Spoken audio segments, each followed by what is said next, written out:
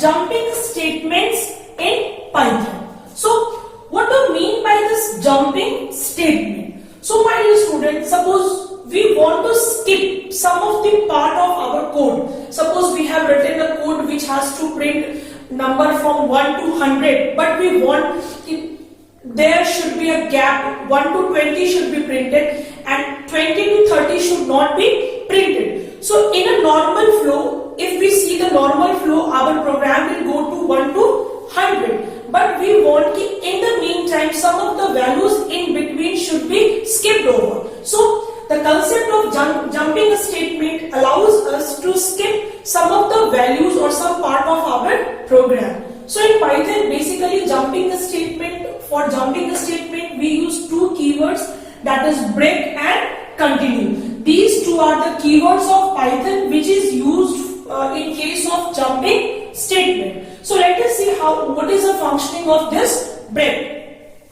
Break enables a program to skip over a part of code. Suppose our program has a certain code we have written and we want to skip some of the values, then we can attach this keyword with a proper condition in our program. And if we have used this break statement inside a loop, suppose we have written a loop and we have used this break statement inside the loop, then apart from completing the loop, हमारा loop complete भी नहीं होगा, उससे पहले अगर break का condition satisfy कर जाता है, suppose हम break का use for में किए, हम break का use while loop में किए, तो for को 10 times चलना था, but in between ही हमारा break का condition अगर satisfy कर जाता है, तो break हमारा क्या कर देगा, उस loop को terminate कर देगा. It means हमें उस loop से बाहर कर देगा. It is going to stop that particular loop. So this is how break function. Now second is continue. Continue is also similar to break in the sense it is also used to skip over a part of code. Break और continue में similarity बस इस sense में है कि दोनों के help से हम लोग अपने programming के कुछ part को skip कर सकते हैं. But the major difference between break and continue is that if we are going to use break inside a particular loop, then break हमें उस loops को terminate कर देता है, मुझे उस loop से बाहर कर देगा. But अगर आप continue का use अपने loop के अंदर में करते हैं, तो for that particular value, that body of the loop will not be executed and again you will be getting a chance to the next iteration. फिर वो आपको एक chance देगा अगले iteration के तरफ जाने के लिए. तो continue कहीं ना कहीं आपको जो लूपिंग है उसको फोर्सिंग टर्मिनेशन नहीं करता, फोर्सफुली उसको टर्मिनेट नहीं करता है, rather it gives you option to for the next iteration of the loop to take place. So my dear student, we are going to see the syntax, how we are going to use break inside while, how we are going to use break inside for, how we are going to use break continue inside while and for. So now this is the theoretical aspect. Now I will be discussing about the syntaxes. Through syntax it will be more clear to you. So my dear student, you can see here I have written the syntaxes of break inside while loop and this is the syntax of break inside for loop. So let us see how this break will work. Suppose I have written here while and I have written here condition. If this condition is true, this statement will be executed and this again this if अगर हमारा ये condition true होगा, क्योंकि while में आप क्या कह रहे हो कि अगर ये condition आपका true होगा तो आप while के body में आते हो, body में आओगे तो ये statement आपका execute करेगा. इस statement execute करने के बाद यहाँ पे हमने if लगाया, ठीक है. इसका मतलब चेक करें कि क्या ये भी कंडीशन सही है. अगर ये कंडीशन सही होगा तो हमारा क्या वर्क करेगा, then break will come into action. If this condition evaluates to true, अगर ये इफ आपका वर्क कर रहा है तो ये ब्रेक आपका किस में आ जाएगा, एक्शन में आ जाएगा और उसके बाद फिर ये ब्रेक आपको इस लूप से बाहर कर देगा. तो अगर आप इस loop, you can see this arrow sign, ये एरो साइन से आपको दिख रहा होगा कि the moment this condition evaluates to true, जैसे ही ये कंडीशन ट्रू हो जा रहा है तो ब्रेक हमें क्या कर दे रहा है, इस लूप से बाहर. इस लूप से बाहर आप देख रहे हो और जो भी स्टेटमेंट्स लिखा होगा that statement will be executed in a sequence. After जो भी ब्रेक हमारा डायरेक्टली हमें वहां पे रिज्यूम करेगा, हमारे कंट्रोल को वहां ले जाएगा जो स्टेटमेंट लूप के बाद इमीडिएटली लिखा हुआ है. If there is no statement after this loop, it means our program is going to stop there only. once again I am revising this concept. while यहाँ पे मैंने लिया, यहाँ पे क्या लिया, कंडीशन. अगर ये कंडीशन सही हुआ, ये स्टेटमेंट वर्क करेगा. स्टेटमेंट वर्क करने के बाद हम इस कंडीशन को चेक करेंगे. अगर ये कंडीशन सही होगा तो ब्रेक हमारा काम करेगा, और अगर ये कंडीशन हमारा सही नहीं होगा तो हम लोग कहां आ जाएंगे, इस स्टेटमेंट पे आएंगे. If this condition evaluates to false, it means उसके बाद हमारा प्रोग्राम रुकेगा नहीं, ब्रेक काम हमारा नहीं किया, क्योंकि ब्रेक अभी एक्शन में नहीं आया है, क्योंकि ये कंडीशन अभी ट्रू नहीं है. अगर ये कंडीशन ट्रू होगा, then only this break will come into action and it will force our loop to terminate. If this condition will not evaluate to true, अगर ये कंडीशन आपका ट्रू नहीं होगा तो हम इस पार्ट में नहीं आएंगे, और जब हम इस पार्ट में नहीं आएंगे तो ब्रेक में हम नहीं आएंगे.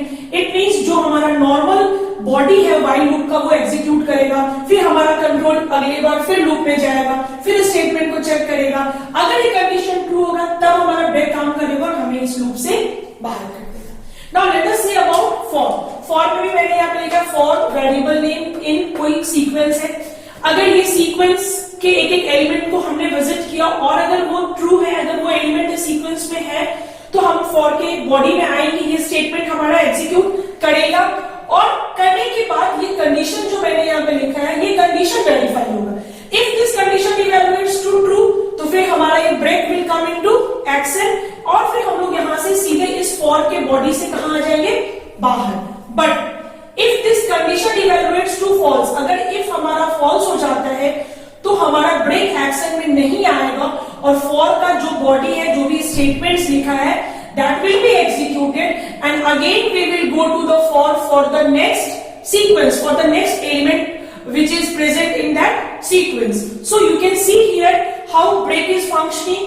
If this break statement, if a statement will evaluates to true, break will come into action and it will force the loop to terminate, and immediately our control will move to the statement which are written after the loop. It is in the same case of for, it is in the same case of while loop. It means we have seen that even while loop has not completed its iteration, अगर while loop हमारा पूरा iteration नहीं भी complete किया है, बीच में ही अगर break वाला कंडीशन सेटिस्फाई कर जाता है तो हमारा प्रोग्राम वहीं पे रुक जाता है. फॉर में भी आप देखोगे अगर 5 एलिमेंट्स है इन अ सीक्वेंस टू विजिट, हमारा फॉर 5 टाइम्स काम करना चाहिए, बट थर्ड टाइम ही ये जो ब्रेक का कंडीशन हमारा ट्रू हो जाता है, तो फॉर तीसरी बार ही रन करके हमें उस लूप से बाहर कर देगा. फॉर फिर नेक्स्ट सीक्वेंस ऑफ एलिमेंट्स के लिए वो वापस ऊपर नहीं जाएगा. तो ब्रेक हमारा क्या कर रहा है कि जो भी लूप के अंदर अगर हम ब्रेक को डाल रहे हैं, तो जैसे ही ब्रेक का कंडीशन सेटिस्फाई होता है, we are coming out of the loop. There is no way that we can go again back to the loop. That is a forcely termination of the loop. So my dear student, after learning the syntax of break, how we are going to use break inside for loop and while loop, now I have written a small program here which uses the concept of break. अभी मैंने एक छोटा सा programme लिखा है जिसमें हम break का यूज करेंगे. अब हम लोग देखते हैं कि ये प्रोग्राम हमारा कैसे वर्क कर रहा है. यहाँ पे मैंने 2 वेरिएबल लिया, ए बी, जिसको इनिशियलाइज मैंने 0 से किया to avoid any garbage value. हमारा कोई गार्बेज वैल्यू नहीं है, इसलिए मैंने इसको इनिशियलाइज किया. यहाँ पे मैंने एक फॉर लूप यूज किया है. For I in range 1,11. 1,11 means ये लूप कितनी बार चलनी चाहिए, 10 टाइम्स. अगर ये लूप नॉर्मली फ्लो करेगा, नॉर्मली अगर ये मूव करेगा, सिंस फॉर काउंटिंग लूप है तो हम स्टार्टिंग 1 से कर रहे हैं, लास्ट वैल्यू हमारा क्या है, 11 है, तो लास्ट वैल्यू को हम लोग इंक्लूड नहीं करेंगे. तो 1 2 3 4 5 6 7 8 9 10. इट मींस ये लूप नॉर्मली कितने टाइम्स चलना चाहिए, 10 टाइम्स. तो चलिए फर्स्ट टाइम जब ये लूप हमारा आ रहा है, जब हमारी आई की वैल्यू इसमें से क्या आ रही है, 1 आ रही है, तो ये आपको बोल रहा है इंटर नंबर 1. अब इस प्रोग्राम को जब आप रन करेंगे, एक बार मैं इसका आपको ड्राइवर यहाँ पे कर देती हूँ, ठीक है. ड्राइवर मैं यहाँ पे आपके प्रोग्राम का कर देती हूँ, सो दैट आपको आइडिया मिल जाएगा. जैसे ये प्रोग्राम एग्जीक्यूट किया, सबसे पहले बोल रहा है इंटर नंबर 1. तो यहाँ पे आपका मैसेज आ जाएगा इंटर नंबर 1. तो यहाँ पे सपोज आपने डाल दिया 10, ठीक है. फिर आएगा इंटर नंबर 2, इंटर नंबर 2. तो यहाँ पे आपने डाल दिया 2, ठीक है.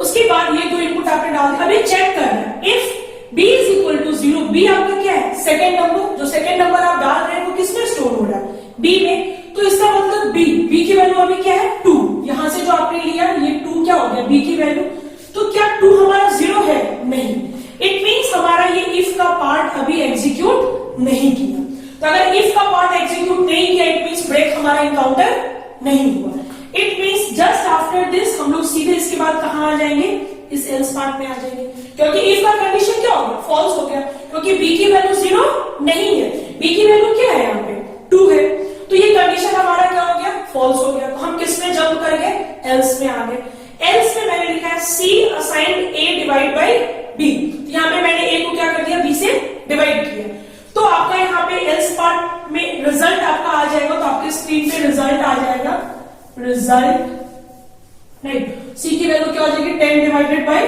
2, इट मींस रिजल्ट आपका क्या आ जाएगा 5, तो ये फर्स्ट पार्ट जब ये लूप चला, जब आई की वैल्यू क्या होगी 1, नेक्स्ट टाइम फिर से ये लूप गया आई की नेक्स्ट वैल्यू के लिए, तो आई की वैल्यू 1 थी, अब क्या होगा 2, अब फिर से ये आपको बोल रहा है inter number 1 inter number 2, next time again जब इस प्रोग्राम को रन करते हैं, सपोज इस बार हमने जो नंबर डाला, हमारा पहला नंबर मैंने डाल दिया 10 और दूसरा नंबर मैंने क्या डाल दिया 0, इट मींस बी की वैल्यू अब क्या हो गई है 0, तो जब आपकी बी की वैल्यू 0 हो गई है इट मींस ये जो इफ का पार्ट है, if B is equal to 0, condition क्या हो गया ट्रू हो गया, इट मींस इस बार ये इफ का पार्ट क्या हो गया ट्रू हो गया, इट मींस जैसे ही ये इफ का पार्ट ट्रू हुआ आपका जो ब्रेक है वो किसमें आ गया, एक्शन में आ गया, ब्रेक आपका किसमें आ गया, एक्शन में आ गया, और इट मींस अब ये ब्रेक ये इफ का पार्ट रन करेगा और आपका यहाँ पे क्या होगा, इंटर नंबर 1 इंटर नंबर 2 आपने दे दिया, इमीडिएटली एक मैसेज आ जाएगा डिनोमिनेटर इज 0, मैसेज क्या आ जाएगा, डिनोमिनेटर इज 0, और यहाँ पे चूंकि ब्रेक इनकाउंटर था तो ब्रेक आपके प्रोग्राम को सीधे लूप से कहां कर देगा, बाहर, क्योंकि मैंने आपको बताया था कि ब्रेक आपके प्रोग्राम को टर्मिनेट कर देगा, आपके लूप को टर्मिनेट कर देगा, लूप को अगर आप ब्रेक को यूज किए लूप के अंदर तो अब ये लूप इसको जाना चाहिए 10 टाइम्स, 10 बार ये हमसे अलग अलग नंबर मांगता, बट सेकेंड टाइम ही हमने सेकेंड नंबर की वैल्यू क्या डाल दी 0, इट मींस ये इफ का पार्ट हमारा क्या हो गया ट्रू हो गया, इट मींस ब्रेक हमारा एक्शन में आ गया और ब्रेक हमें लूप से क्या कर दिया बाहर, तो लूप के बाहर अगर स्टेटमेंट है तो आप देख रहे हो कि लूप के बाहर आपका एक नॉर्मल स्टेटमेंट आपने लिखा है प्रिंट लूप ओवर, यहाँ पे आपने क्या लिखा प्रिंट लूप ओवर, तो ऑटोमेटिकली ये आपका यहाँ पे मैसेज आ जाएगा loop over.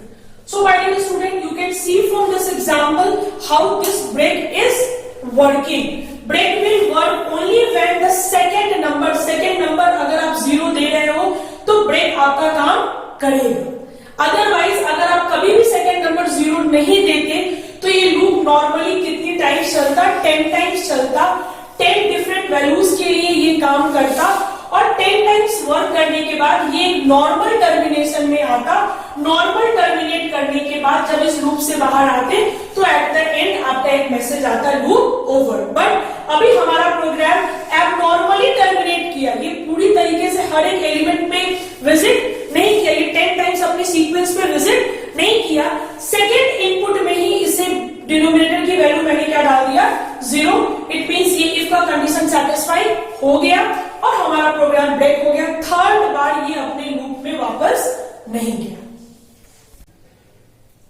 So my dear student, just now we have seen how we are going to use break inside for loop. Now I have written again a small program in which I have used break inside a while loop. So let us see this program. यहाँ पे मैंने एक variable क्या लिया a, जिसकी starting value क्या है 2 है, ठीक है। अब इस प्रोग्राम का मैं एक बार ड्राई रन करती हूँ सो दैट आपको एक आइडिया मिल जाएगा।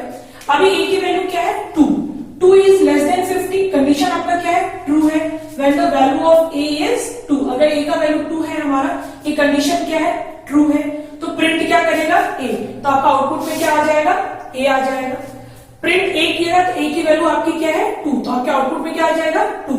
अब a की वैल्यू जो 2 थी वो कितने से अपडेट हो गई 2 into 2 that is 4, now this 2 has become 4, अब हमारे a की वैल्यू क्या हो गई है 4। अब हम इस कंडीशन को एक बार चेक करते हैं, जो आपका 4 है इज ग्रेटर देन कंडीशन क्या है, फॉल्स, इट मींस हमारा ब्रेक इनकाउंटर नहीं हुआ, इट मींस अगेन हम एक लूप में नेक्स्ट आइटरेशन के लिए हमारा प्रोग्राम मूव करेगा। तो अभी हमारे ए की वैल्यू क्या है, 4, कंडीशन ट्रू है, प्रिंट ए, क्या प्रिंट कर देगा आपका, 4 प्रिंट कर देगा। Now the value of A will be updated, that is 4 into 2 it will become now 8 is greater than 20, condition आपका क्या है, फॉल्स, इट मींस ब्रेक हमारा एक्शन में नहीं आएगा। फिर हम मूव करेंगे लूप के नेक्स्ट वैल्यू में, that is 8 is less than 50, condition is true, print ए, यहाँ पे 8 हमारा प्रिंट हो गया। नेक्स्ट टाइम ए की वैल्यू अब अपडेट होके 8 से क्या हो जाएगी, 16, कंडीशन इज स्टिल, ये जो 16 इज ग्रेटर देन 20 फॉल्स है, इट मींस यहाँ पे भी हमारा ब्रेक वर्क नहीं किया। फिर हम एक बार लूप में गए, 16, कंडीशन ये क्या है आपका, ट्रू, तो प्रिंट ए में क्या प्रिंट हो जाएगा, 16। Now 16 into 2 it means the value of A is now 32, अब ए की वैल्यू क्या होगी आपकी, 32, तो 32 इज ग्रेटर देन 20, यस, अब ये कंडीशन आपका क्या होगा, ट्रू हो गया। तो जैसे ही ये कंडीशन आपका ट्रू हो जाएगा, इट मींस हमारा ब्रेक वर्क करने लगे, it means break will come into action, and the moment break will come into action, now we can not proceed in the loop. अब हम लोग लूप में फिर वापस ऊपर नेक्स्ट आइटरेशन के लिए नहीं जा सकते, क्योंकि अभी भी हमारा while 50 तक जाता, बट दिस ब्रेक का जो कंडीशन था वो अभी सेटिस्फाई कर गया, it means for the value of 32, जब ए की वैल्यू 32 होगी तो ये कंडीशन हमारा क्या हो जाएगा, सेटिस्फाई कर जाएगा, और हम लोग लूप में अब आगे मूव नहीं करेंगे। ब्रेक हमें यहीं से हमारे लूप को क्या कर देगा, टर्मिनेट कर देगा, और टर्मिनेट करने के बाद लूप के बाहर जो भी स्टेटमेंट्स लिखे रहेंगे that will be executed normally. तो उसके बाद आपका एक प्रिंट स्टेटमेंट मैंने लिखा है, that is loop over. So my dear student, you can see that how we are going to use break, how this break is working, कैसे break हमारे लूप को बीच में ही रोक दे रहा है, जैसे ही कोई कंडीशन सेटिस्फाई कर रहा है। इट मींस मैंने बिगनिंग में ही आपको बताया था कि ये जंपिंग स्टेटमेंट यूज ही होते हैं to skip some part of our code.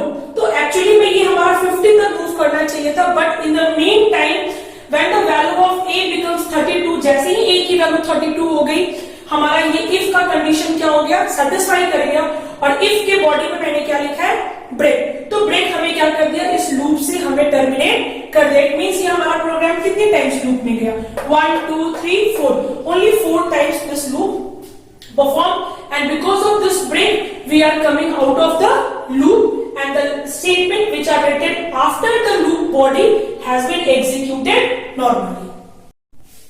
So my dear student, we have discussed about break statement. Now let's see the concept of continue statement inside while loop and the concept of continue statement in for loop. See, here I have written the syntax. While is there, test condition is there. So if this condition evaluates to true, this statement will be executed, and after that this if condition will be checked. एक सबसे पहले हम while में condition जो लिखे हैं वो condition अगर ट्रू होगा तो ये स्टेटमेंट आपका वर्क करेगा। उसके बाद हम लोग इस if वाले कंडीशन को चेक करेंगे। अगर ये if का कंडीशन हमारा ट्रू होगा, याद कीजिए ब्रेक में यहाँ पे हमने क्या लिखा था, ब्रेक, तो अगर ये कंडीशन ट्रू होगा तो यहाँ पे मैंने क्या लिखा है, कंटिन्यू। इट मींस ये कंटिन्यू आपको अब लूप से बाहर नहीं कर रहा है, ये कंटिन्यू आपको जो आपके लूप का जो कुछ स्टेटमेंट्स था उसको एग्जीक्यूट होने से रोक रहा है, इसको स्किप कर रहा है। अगर ये कंडीशन सेटिस्फाई हो जा रहा है तो ये जो स्टेटमेंट्स है अब ये हमारा एग्जीक्यूट नहीं होंगे, और इमीडिएटली हम अब नेक्स्ट कंडीशन नेक्स्ट वैल्यू की तरफ हम लोग मूव कर जाएंगे। और वही ब्रेक क्या होता था कि इमीडिएटली हमें उस लूप से बाहर कर देता था। कंटिन्यू आपके लूप आपको लूप से टर्मिनेट नहीं करता है, कंटिन्यू आपको बस उस पर्टिकुलर वैल्यू के लिए इस कुछ सर्टेन पार्ट को स्किप करता है, and it gives you a chance to again go back for the next iteration. In the same way for में भी हमने यहाँ पे for variable name in sequence, अगर हम फॉर सीक्वेंस की वैल्यू लिए, जो भी स्टेटमेंट यहाँ पे लिखा है उसको हमने इवैल्यूएट किया, और यहाँ पे कंडीशन लिखा। अगर ये कंडीशन हमारा ट्रू हो गया तो ये कंटिन्यू हमारा वर्क करेगा, और कंटिन्यू के वर्क करने की वजह से ये जो स्टेटमेंट 2 और 3 है वो हमारा एग्जीक्यूट नहीं करेगा, बिकॉज कंटिन्यू अब हमें इस स्टेटमेंट को स्किप करके वापस आपको एक चांस दे रहा है कि go back to the next sequence of the for loop. So continue हमें इस फॉर से हमें बाहर नहीं किया. And the moment this whole loop gets executed, then we will come out from the loop and statement 4 will be executed normally in the same way. For में भी जब हमारा सारा sequence visit हो जाएगा and when this for will be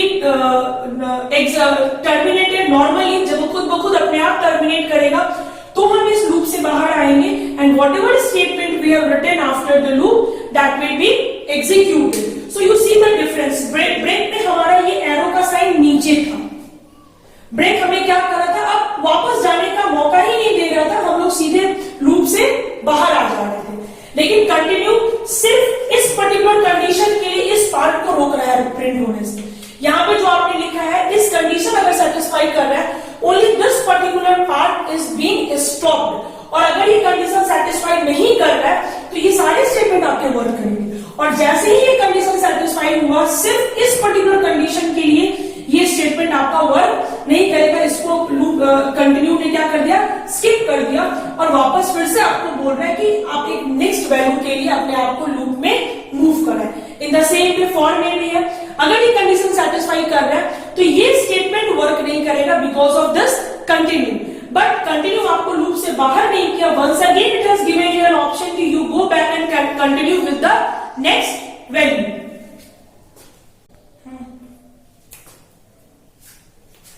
So my dear student, I have written a program to explain you the concept of continue. So I have taken here 3 variables A, B, C. Same program which I have explained using a break statement. Same program I am going to explain with the help of continue statement. अगर आपको याद होगा तो उस just पीछे जो programme मैंने आपको बताया था ये सेम प्रोग्राम था, बट उसमें मैंने ब्रेक का यूज किया था. फर्स्ट टाइम जब हम इनपुट डाले थे 10 और 5 तो हमारा क्वेश्चन आ जा रहा था 2. और सेकेंड टाइम जैसे ही हम डिनोमिनेटर की वैल्यू 0 डाल दे रहे थे, हमारा प्रोग्राम वहां से क्या कर गया था, टर्मिनेट कर गया था, क्योंकि वहां पे मैंने ब्रेक लगा दिया था. अब आपके पास कोई ऑप्शन नहीं था कि उस प्रोग्राम में री इंटर करके नया नंबर को क्या करें, एंट्री करें. अब सेम प्रोग्राम को हमने मॉडिफाई किया है. यहाँ पे हमने कौन सा स्टेटमेंट यूज किया है, कंटिन्यू. तो यहाँ पे मैंने एक लूप लिया है फॉर आई रेंज 0 से 3 तक. इट मींस आई की वैल्यू 0 के लिए चलेगा, आई की वैल्यू 1 के लिए चलेगा और आई की वैल्यू 2 के लिए चलेगा. इट मींस ऑल टुगेदर ये प्रोग्राम हमारा कितना टाइम्स चलेगा, 3 टाइम्स ये हमारा पूरा पार्ट रन करेगा. तो सबसे पहले आपसे पूछा इंटर 2 नंबर्स. जब आई की वैल्यू आपकी 0 है, फर्स्ट टाइम आई की वैल्यू क्या है, 0 है, तो एक मैसेज आएगा इंटर 2 नंबर्स. आपने नंबर डाला, इंटर नंबर 1 नंबर 2, मैंने 10 डाल दिया और 5 डाल दिया. उसके बाद जब 2 नंबर आपने एंट्री कर दिया, दैट इज 10 एंड 5, ये पार्ट आपका वेरीफाई हुआ. जो सेकंड नंबर आपने डाला, इज इट 0, क्या सेकंड नंबर आपका 0 है, तो नहीं, सेकंड नंबर आपका 0 नहीं है. सेकंड नंबर आपने क्या लिया है, 5. इट मींस ये इफ का पार्ट रन नहीं किया, इस पार्ट का कोई मतलब नहीं रहा. हम किस में आ गए, एल्स में आ गए. और एल्स में आपका जो रिजल्ट है 10/5 दैट इज 2 आपका डिस्प्ले हो गया. फिर हमारा ये प्रोग्राम नॉर्मल फ्लो में अब आगे बढ़ा. अब आई की वैल्यू हमारी क्या हो गई, 1. आई की वैल्यू क्या हो गई, 1. फिर आपसे बोला इंटर 2 नंबर्स. इस बार मैंने 10 डाला फर्स्ट नंबर और सेकंड नंबर मैंने क्या डाल दिया, 0. सेकंड नंबर मैंने क्या डाल दिया, 0. इट मींस बी की वैल्यू क्या हो गई, 0. अब हम लोग चेक करते हैं, b is equal to 0, condition क्या हो गया, ट्रू हो गया. जैसे ये कंडीशन ट्रू होगा, अब आपका ये कंटिन्यू इफेक्टिव हो गया. अब कंटिन्यू आपका वर्क करने लगा. तो जैसे ही आपने सेकंड नंबर 0 डाला, एक मैसेज आ जाएगा आपका डिनोमिनेटर शुड नॉट बी 0. यहाँ पे एक मैसेज आ जाएगा डिनोमिनेटर शुड नॉट बी 0 और ये फिर कंटिन्यू. इट मींस अगेन वो वापस इसमें आ गया. इट मींस ब्रेक आपको जस्ट यहां से जंप कर देता था. अब आप लूप में वापस जा नहीं सकते थे, लेकिन बिकॉज ऑफ दिस कंटिन्यू आपको फिर से इस लूप में वापस जाने का मौका मिला. अब आई की वैल्यू क्या हो गई, 2. अब आई की वैल्यू क्या हो गई, 2. सेकेंड टाइम में गया. अब फिर से ये आप यहाँ पे नंबर डाल दो. जैसे आपने 10 डाल दिया, यहाँ पे मैंने 2 डाल दिया, ठीक है. अब ये हमारा कंडीशन क्या हो गया, ट्रू नहीं हुआ, बी की वैल्यू 0 नहीं रही. फिर ये हमारा नॉर्मली प्रोग्राम मेरा फ्लो किया और हमारा रिजल्ट में क्या आ जाएगा, 5. तो ऑल टुगेदर आप यहाँ पे देख रहे हैं कि आपका प्रोग्राम कितने टाइम्स वर्क किया, 3 टाइम्स वर्क किया. अब तो ये हमारा प्रोग्राम मूव ही नहीं करेगा, बिकॉज फॉर ने अपना सीक्वेंस कंप्लीट कर दिया। आई की वैल्यू 0 के लिए वर्क हो गया, आई की वैल्यू 1 के लिए भी वर्क हो गया, आई की वैल्यू 2 के लिए भी वर्क हो गया। And after that this for will come to a normal termination, and normal termination there is no statement after this for, so nothing will be printed. So you can see the difference. break क्या कर रहा है, आपको loop को पूरा complete नहीं होने दे रहा। अगर उसको 10 टाइम्स चल रहे हैं या 20 टाइम्स चल रहा है, जैसे ही ब्रेक का स्टेटमेंट इनकाउंटर हो रहा था, कंडीशन सेटिस्फाई कर रहा था, you were forcefully terminated out of the loop. आप लूप से जबरदस्ती आप बाहर आ जा रहे थे, but if you are going to use continue, लेकिन जब आप कंटिन्यू का यूज कर रहे हैं तो आप उस लूप से बाहर नहीं आ रहे। For that particular value rest of the part is not being executed. उस पर्टिकुलर वैल्यू के लिए बाकी का स्टेटमेंट वर्क नहीं करता है, लेकिन आपको एक और मौका मिलता है, आप उस लूप में नेक्स्ट वैल्यू नेक्स्ट आइटरेशन के लिए आप अपने आप को परफॉर्म कर सकते हैं। So this is the major difference between break and continue. So my dear student, now we have seen a program based on continue and break. So I have written 2 programs here. Both have the same number of iteration, but one I have used break. एक में मैंने break use किया, and second program I have used continue. So let us see the difference between these 2 programs, so that the concept of break and continue will be more clear to you. See. So this is one program for I in range 1 to 11. It means the first value of I will be 1. I की पहली value क्या होगी 1. 1 mod 3 0 है नहीं, 1 mod 3 0 नहीं है, तो ये कंडीशन आपका वर्क नहीं किया। एल्स में आ गए, आपने क्या प्रिंट कर दिया, I की वैल्यू 1 प्रिंट हो गई। फिर नेक्स्ट आइटरेशन मूव की तो I की वैल्यू क्या हो गई 2। 2 mod 3 0 है नहीं है, इट मींस ये आपका वर्क नहीं किया। फिर हम कहां पे आ गए, एल्स में आ गए। एल्स में क्या प्रिंट कर दिए 2। जैसे ही हम I की थर्ड वैल्यू में मूव किए, that is the value of 3। I की वैल्यू जैसे ही 3 हुई, 3 mod 3, ये कंडीशन क्या हो गया, ट्रू हो गया। क्या इनकाउंटर हो गया, ब्रेक। तो ब्रेक आपको क्या कर देगा, लूप से बाहर। आप लूप से बाहर आ गए, लूप से बाहर, there is no statement, nothing is there to print. So if you are going to execute this program with the same value for 1,11, you will get only 2 output, that is 1 and 2. Now let us see the second program, in which same value I have taken here 1,11, but I have used the concept of continue. So first time I की value क्या होगी आपकी 1 mod 3 0 है नहीं है, तो else में आएगा, और else में आके किसको प्रिंट करेगा, I को प्रिंट कर। I की वैल्यू 1 क्या होगी, प्रिंट होगी। नेक्स्ट टाइम I की वैल्यू क्या हो जाएगी 2। 2 mod 3 0 है नहीं है, तो हम else पार्ट में आ गए, क्या प्रिंट हो गया, I की वैल्यू 2 प्रिंट हो गई। अब जैसे ही I की वैल्यू 3 हो गई, 3 mod 3 0 हो गया, तो हमारा ये कंटिन्यू वर्क करेगा। तो जैसे ही कंटिन्यू वर्क करेगा, हम लोग नेक्स्ट पार्ट में नहीं आएंगे। इफ का पार्ट रन किया है तो we will move to the next value of I। It means I का वैल्यू 3 हमारा क्या हो गया, स्किप। I की जो वैल्यू हमारी 3 थी, दैट हैज बीन स्किप, उसके लिए ये हमारा प्रिंट वर्क नहीं किया। नाउ I की वैल्यू क्या हो गई 4 mod 3 0 है नहीं है, तो हम एल्स पार्ट में किसको प्रिंट कर देंगे, 4 को प्रिंट कर देंगे। नेक्स्ट टाइम I की वैल्यू क्या हो गई 5, तो 5 mod 3 0 है नहीं है, एल्स में आ जाएंगे, 5 को प्रिंट कर देंगे।